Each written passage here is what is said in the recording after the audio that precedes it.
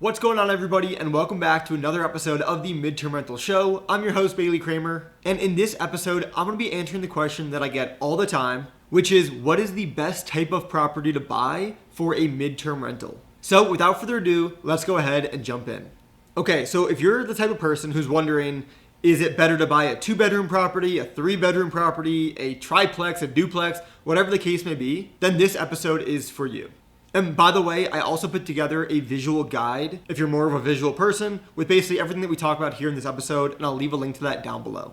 And I feel extremely qualified to talk about this topic because my portfolio consists of a variety of different types of properties. I have single family houses that have 2 bedrooms, 3 bedrooms, 1 bathroom and 2 bathrooms. I have a triplex with different unit counts. So in this episode, I'm going to break down each of the unit types that I own and break down the pros, the cons, and all the information that you need to know.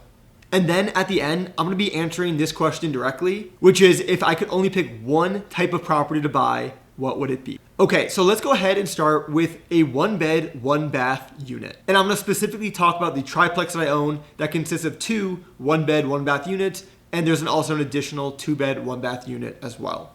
So in my 1-bed, 1-bath units, about 95% of my bookings come from traveling healthcare professionals and about 5% come from construction workers. In my experience, 1-bed, 1-bath units are perfect for traveling nurses because most of the time they're traveling alone or sometimes with their partner. And also too, sometimes they bring a pet along, but oftentimes it's just a single person. And these traveling professionals are typically not looking for a ton of space. They just want something that feels safe, comfortable, clean, and easy. So things like being in a good neighborhood, having fast Wi-Fi, in-unit washer and dryer, blackout curtains, and a comfortable mattress are usually their top priorities. These traveling professionals typically stay for 13 weeks at a time, and I would say about 50% of the time, they'll actually extend their contract for another 13 weeks. Which I of course love, because if someone's staying at your property for 26 weeks, you have a consistent tenant for half the year. So the pros of these 1-bed, 1-bath units is that the price to rent ratio can be really, really good.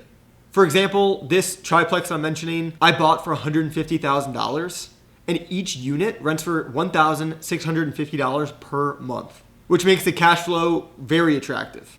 Another thing I like about these 1-bed, 1-bath units is that the type of person that it attracts. For the most part, these traveling workers are very low maintenance and they're really in town to work. So they work a lot, and then when they're not working, they're just chilling, resting, and sleeping at your property.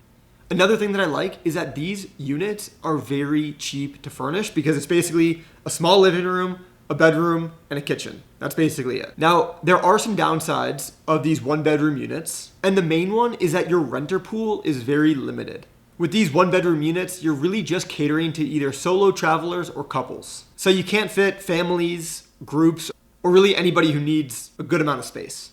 So while these types of properties can be phenomenal, just know that you're serving a very specific niche. Okay, next up is the 2-bedroom, 1-bathroom houses. I own several of these, and these tend to attract really a mix between insurance stays, some traveling nurses as well, and construction workers.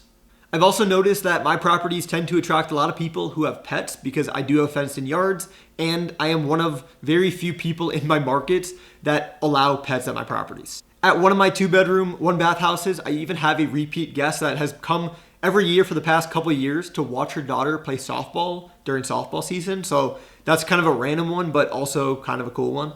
The type of people that rent my 2-bedroom, 1-bath houses typically care about being in a good neighborhood, fenced-in yard if they have a pet, and having enough storage room for their clothes because, again, if they're going to be there for a few months, they want a closet, they want a dresser, which, of course, I provide. In general, I would say the average stay for my guests in these types of properties is anywhere between 3 and 6 months, although I have had guests stay even longer. The pro about the 2-bedroom, 1-bath houses is that they give you more flexibility than just a 1-bedroom, 1-bath house or unit. And because of that, you can serve more guest types. It could be just a single person, which I have done before. It could also be a couple, a small family, or even 2 construction workers or coworkers. So your renter pool is definitely big. On average, my 1-bed, 1-bath properties bring in $1,650 a month compared to my 2-bedroom houses, which bring in closer to $2,500 per month on average. And since these properties typically host between 2 to 4 people max, the utility costs are still pretty low, and overall expenses are, again, fairly low. The biggest con to 2-bedroom, 1-bath properties is it is typically, in the markets that I've seen, the most common type of property available. And because of that, that means you'll have more competition. So that's why doing things to stand out will help, such as being pet friendly and having a fenced in yard. So overall, I really like 2-bedroom, 1-bathroom properties. They give you a wider renter pool than just a 1-bedroom property.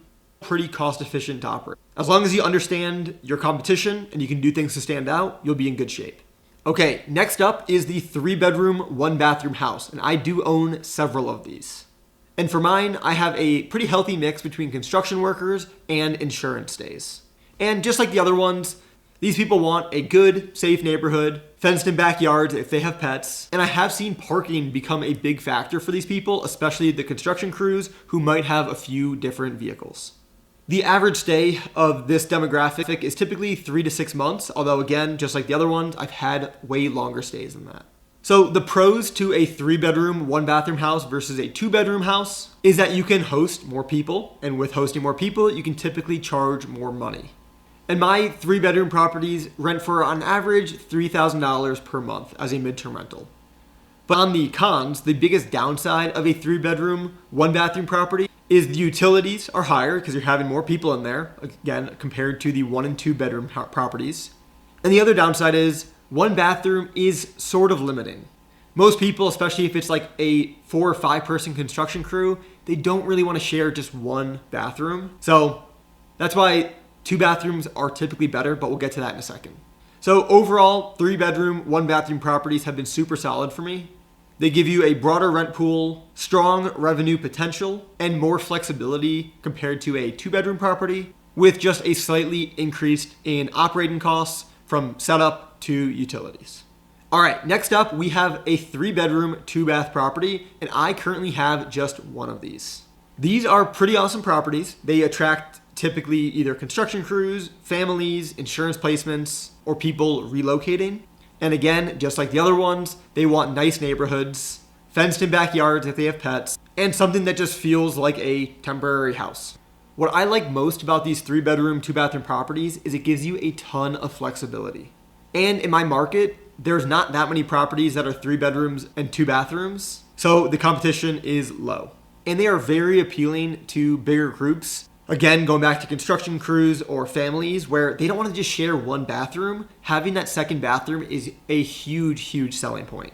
And because of that, you can charge the most for this type of property. My 1 3-bedroom, 2-bath property I bought for roughly $65,000, put in $30-ish thousand, and I rented on average for about $300 to $3,500 per month.